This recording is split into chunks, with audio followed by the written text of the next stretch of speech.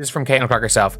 I'd hope to share a better update, but I will not be returning to play this season. I spent hours in the gym every day with the singular goal of getting back out there.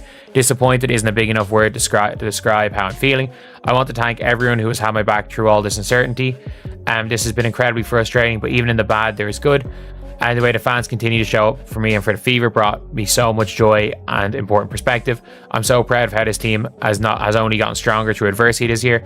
Now it's time to close out the season and claim our spot in The WNBA just got hit with a harsh reality check. Life without Caitlin Clark.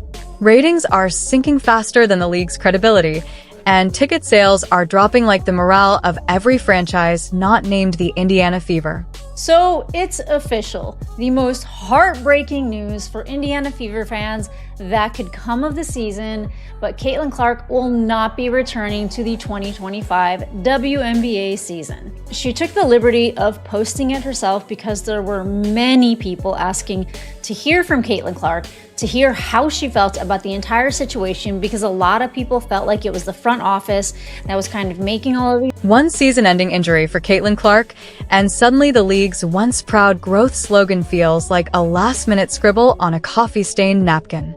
And the owners? They're not just concerned, they're in full-blown panic mode. The norm for the WNBA is being largely ignored by the media. Largely ignored by sports media. Not considered a real professional league, to the point where people didn't even know it existed until CC22. That's just a fact. You can't believe how many times I have people come in the chat and say, I didn't even know that there was a professional women's basketball league until Caitlin. Yeah, it's the facts. If you're following along, make sure to subscribe. Caitlin Clark is officially out for the season, and the league's executives are scrambling to manage the fallout. After months of speculation, vague updates, and zero clear timelines, Clark finally delivered the announcement everyone feared. She will not be returning to play this season. Fever and Clark saying that she tried to get back on the floor. It appears that she just ran out of time, not able to get enough confidence back in her body as the season wraps up and the playoffs are likely about to begin for Indiana. I mean, it's a gut punch that basically encompasses an entire season of them. The Fever have lost so many players to injury, but obviously none bigger than Clark. And there was such a wait for this second season after her magnificent rookie season. And then, the anticipation of her possibly coming back only for the Indiana Fever can finally stop pretending a comeback is on the horizon. There's no schedule, no timeline, just an enormous gap where the league's brightest star used to be. And the panic? It's spreading through corporate boardrooms like wildfire. When she was supposed to return versus the Minnesota Lynx, supposedly, and then the Scott Agneses and all them start talking about she suffered a bone bruise in Phoenix, I told y'all it was a wrap. It was done. It was done. They knew it. And I believe they've known far longer. They have known. They've kept us fans in the dark, and it sucks. It absolutely sucks. Man, I was so looking forward to watching Caitlin Clark play this season. Now we have to wait an entire offseason, and we don't even know what's gonna happen. There might be a lockout. There might not even be a 2026 season, guys. Let's break down the numbers. When Caitlin Clark was healthy and dominating, the Indiana Fever averaged around 1.26 million viewers per game. The moment she went down with a groin injury on July 15th, national TV audiences plummeted to 847,000, a staggering 33% drop that hit the league like a freight train of reality. And that was when fans were still clinging to hope she might return. Now, with her officially out for the season, the viewership collapse is just getting started. This has been a huge disaster as far as public perception for the WNBA. An entirely new group of people started tuning in to this league for one player and one player only. In fact, so many new people tuned into this league, the viewership for the Caitlin Clark games largely surpassed anything else going on in the WNBA. I would argue that the amount of Caitlin Clark fans are at least 3x the amount of WNBA. Without Caitlin Clark, the WNBA isn't just a league. It's a reminder for former athletes wondering why no one's watching. The league tried to prove it could survive her absence, and it flopped spectacularly. NBA TV broadcasts without Clark saw viewership drop by 40%. Non-Clark games now average around 549,000 viewers, impressive on paper, but still 37% below what she alone drew. The gap between Clark-led games and the rest is so stark it's almost laughable. The panic isn't just about a single player being out, it's about the entire foundation of the league's marketing strategy cracking before their eyes. Because she knows just how much she means to everybody that buys those tickets. I mean, I would say at least like 90 to maybe not 95, but like 90% of the people in arenas were there to see Caitlin Clark, which of course they became fans of the Fever afterwards, but you know, Caitlin Clark is the draw. And then here's this one where she's actually in her street clothes. And yeah, these are, you know, pretty heartfelt photos, her in the huddle with her teammates. But I gotta say, this was quite a year. I mean, there came a certain point where people, including myself, were just like, what is actually going on? I think that it's time. It was definitely time to tell fans. Commissioner Kathy Engelbert can call Caitlin Clark the most popular athlete in America all she wants, but with that title comes enormous responsibility. When the success of an entire league depends on one player's health, every injury turns into a potential existential crisis. The WNBA spent decades trying to build a sustainable product, and then Clark arrived, single-handedly tipping the scales between relevance and obscurity. Now consider the playoff picture. With Clark sidelined, the Indiana Fever, currently 8th at 21-20, are fighting just to make the postseason. The team that once seemed poised for a championship run is now struggling without their floor general, their marketing engine, and their ticket-selling superstar. Here, Indiana Fever will be either a first-round exit or may not make the playoffs. I really believe that Mystics game is a trap game. Also, I don't know if they have all the pieces anymore now with Chloe Bibby out for the rest of the season, another random player. But we drafted her, we kind of know her, but still, she wasn't part of the team for the majority of the season. And then Aerial Powers and Odyssey Sims and Shea Petty. Who are these people? You know what I'm saying? The Indiana Fever are no longer the Indiana Fever. The financial fallout from Clark's absence is staggering. Sports economist Ryan Brewer estimated her economic impact could reach $1 billion this season, not just from basketball itself, but from merchandise, tourism, TV deals, and everything else that comes with being a cultural phenomenon. Meanwhile, other players are still trying to figure out how to turn social media buzz into real revenue. The gap between Clark and the rest of the league isn't just about skills on the court. It's about star power, marketability, and the ability to make people care about women's basketball. The petty jealousy within the league is about to become impossible to ignore because the spotlight has dimmed for 2025. The injuries were always a risk, but the consequences are hitting harder than a flagrant foul. Clark endured more physical abuse than almost any other player, and when an entire marketing strategy revolves around one athlete, that investment needs protection. The league failed to do so, and now they're paying the price with empty seats and canceled broadcasts. The WNBA ratings' worst nightmare just came true because it was just announced that Caitlin Clark will be out for the rest of the season. She's only played 13 games this season, and her most recent injury, which happened back in July, was a groin injury. The craziest part about all of this has been the reporting around her injury. The team has never given her a timetable for return, and literally up until today, the team had been reporting that she was still trying to get back on the court this season. The Fever only have 3 regular season games left in the season before playoffs. Some fans were even speculating that they've just been stringing fans along the whole time because they know that ratings and attendance would drop once they announce that she's out, which is also so ironic that they announced it the day that football season starts. Let's be honest about what really happened while Clark was sidelined. The league tried to hype other storylines, but fans weren't interested. Matchups featuring Angel Reese without Clark drew crowds smaller than many high school JV games.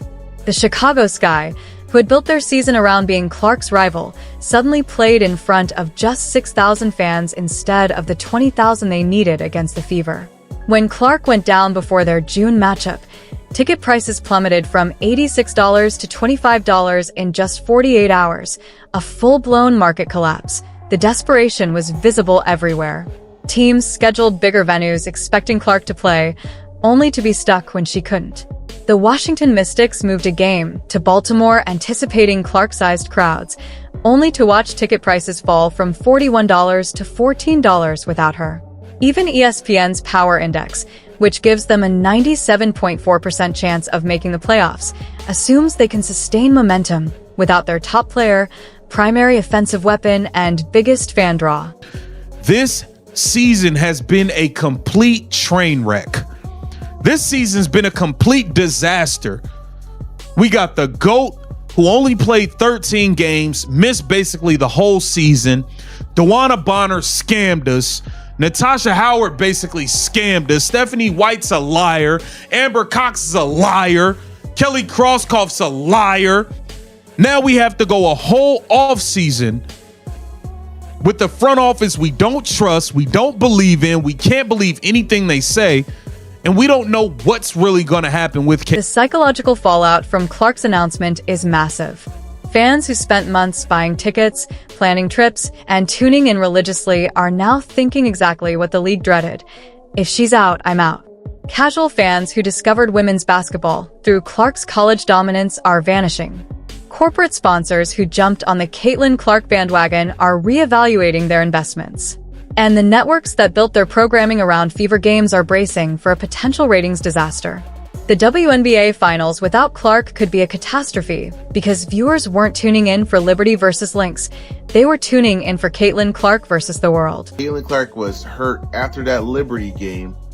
That's when they should have said, we need to wait this out until the All-Star break. But instead, they worried about their ticket sales, TV ratings, and all this stuff. So they actually had Caitlin Clark come back a couple weeks earlier than expected, and I think that's the real reason why she's out. They mismanaged this entire season.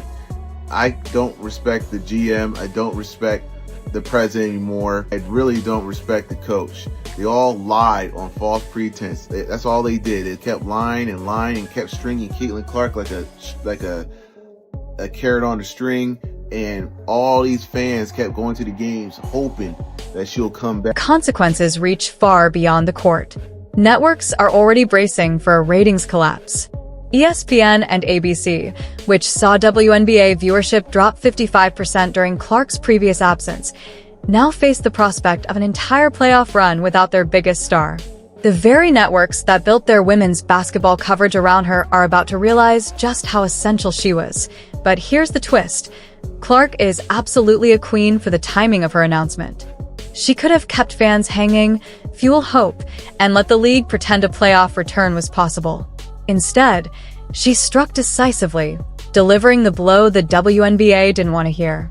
She's done. The Fever's championship aspirations are over, and the league's golden goose has officially left the building. Not only a huge blow for the Fever, but also for the entire WNBA. Caitlin was out with an injury back in June. Viewership dropped over 50% across the league. That's the kind of effect that she has on things. And it seems like from her post and how they announced it, Caitlin was the one that was trying so hard to get back on the court. She has traveled to every single away game. She's always meeting with fans, taking photos, signing autographs, doing all of the things because she knows how many people come out specifically to see her. But I'm really interested to see what viewership and attendance looks like now that it's official that she's done. The hope is gone. The league spent months promoting the idea that it could thrive beyond a single player, but Clark's announcement revealed that was more marketing myth than reality. Without her, the WNBA reverts to what it was before her arrival, a niche league with a devoted but limited fan base, struggling to fill 10,000-seat arenas and generate viewership that barely registers on TV executives' radars. Clark's decision isn't just a blow to the Fever, it's an existential crisis for the entire league. The 2025 marketing campaign, TV contracts, and attendance projections were all built around her star power. Now, the league is left holding expensive playoff plans nobody wants to see. The most frustrating part? This was entirely preventable. Had the league prioritized her health, managed her minutes, and protected their investment, Clark might still be gearing up for a playoff run. Instead, she was targeted, overworked, and ultimately sidelined, demonstrating, in stark fashion, how to dismantle your own golden goose. This has been a full circle moment for the WNBA. With all the chatter of Kathy Engelbert saying, oh, if one player gets injured, one player, well, you have it. That one player got injured. And now you have it. There's no conversation around the league. No positive, no negative, no conversation at all. The only media talking about the WNBA are the content creators, are the YouTubers, are people with podcasts, people with their own shows, etc., etc. But you go on to ESPN, nobody's talking about the W. You go on to Fox Sports, nobody's talking about the W. The WNBA has managed to turn off a fan base that would have elevated this league into a... Yes, fans are saying, if she's out, so am I. Casual viewers who discovered the WNBA through Clark are tuning out for good. Corporate sponsors are reevaluating their investments. Television networks are bracing for a ratings collapse. And league executives are finally coming to terms with what everyone else already knew. Caitlin Clark wasn't just their top star. She was the entire product. The WNBA wanted to prove it could thrive beyond one player. Clark's season-ending announcement proved otherwise. The Queen made her decision, and now the league must live with the fallout. Spoiler: the playoff run without her is shaping up to be long, cold, and painfully quiet. I've got a couple of things. I've got my dude, Jason Whitlock, saying he's done. He's out. We've got Colin Cowherd saying, you know what? Guess what I didn't talk about on my show this year? The WNBA. Guess why? He just come out and said it yesterday. Because Caitlin Clark was not playing. That's why. He said, I led my show, my biggest, largest national sports radio show in the country. I led my show with Caitlin Clark 6 times last year. I mean, you don't lead a show with anybody. This might be the boldest move Caitlin Clark has made for the WNBA, and in a strange way, it's brilliant. Sometimes the strongest statement an athlete can make is stepping away and watching the chaos unfold without them. The panic is real. Ratings might dip, the buzz could fade, and Clark gets to witness it all from the sidelines, calm and composed. The league is about to face a hard truth. When you center your entire product around a single player, you better hope that player stays healthy and motivated. On both counts, they've fallen short, and now they're about to see what happens when the golden goose isn't on the court.